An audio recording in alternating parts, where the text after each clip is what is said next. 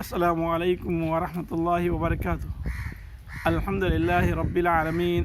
والصلاة والسلام علی سید الانبیاء واشرف المرسلین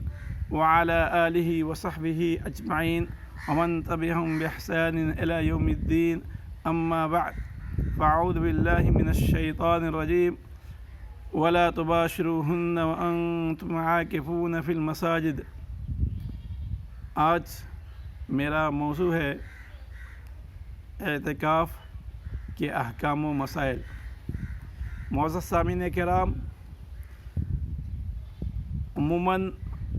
ہم اور آپ رمضان المبارک کے عشرے اواخر میں اعتکاف کرتے ہیں، اور نبی پاک صلی اللہ علیہ وسلم کی بھی یہ سنت رہی ہے، اور آپ صلی اللہ علیہ وسلم نے بھی اس پہ ابھارا ہے۔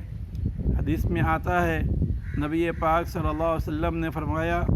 من اراد ان یعتکف فلیعتکف العشر الاواخر۔ جو اعتکاف کرنا چاہتا ہے وہ چاہیے کہ عشرے اواخر کا اعتکاف کرے، یعنی رمضان مبارک کے آخری عشرے کا اعتکاف کرے۔ اس لیے ساتھیو، نبی پاک صلی اللہ علیہ وسلم نے اعتکاف کرنے پہ جو ہمیں اور آپ کو ابھارا ہے،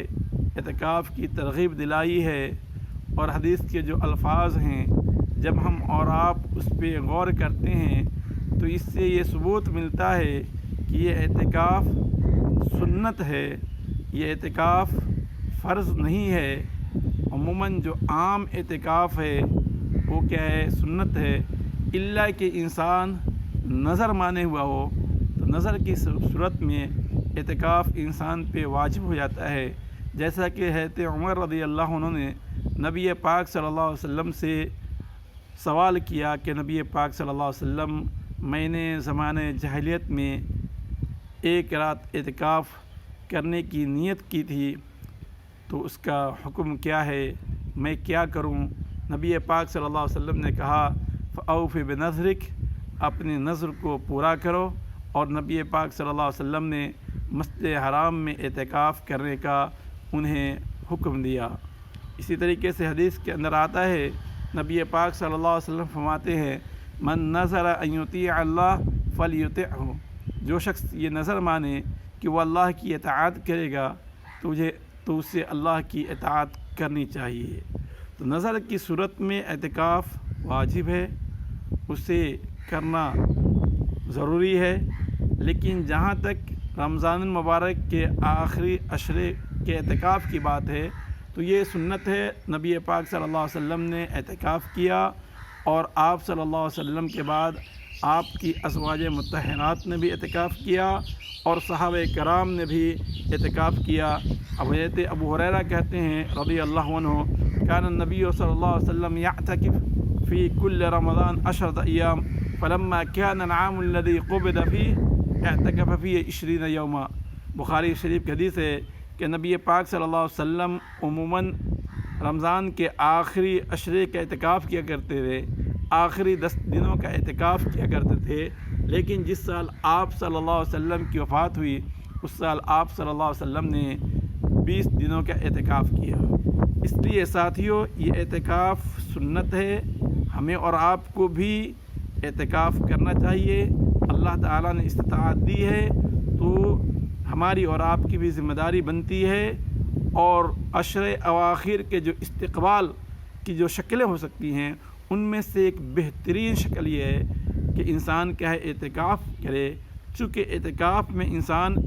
دنیاوی امور سے الگ تھلگ ہو کر اللہ کی عبادت و بندگی کے لیے یکسو ہو جاتا ہے،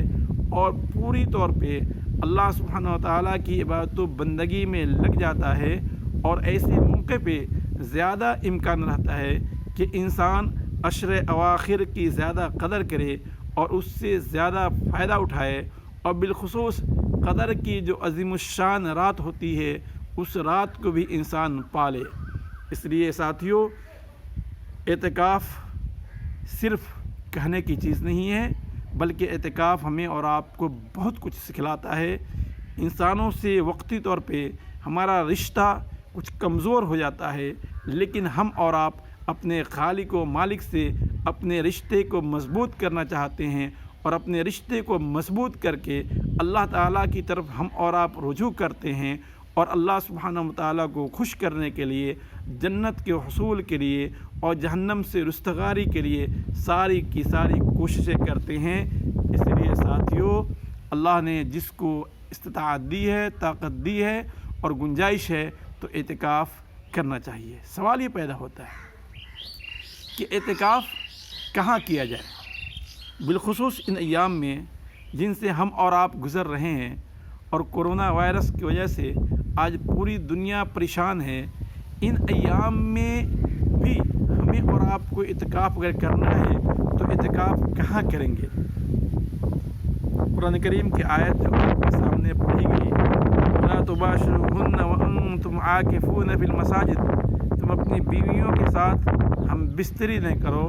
جماع نہ کرو جبکہ تم مسجدوں میں اعتکاف کر رہے ہو۔ یعنی اعتکاف کی حالت میں رات میں بھی آدمی اپنی بیوی کے ساتھ ہم بستری نہیں کر سکتا ہے، اپنی بیویوں سے دور رہنے کو کہا گیا ہے۔ اس لیے ساتھیوں، یہاں پہ مسجد کا جو ذکر ہے وہ اس بات کی دلیل ہے کہ انسان کا اعتکاف کیا ہے،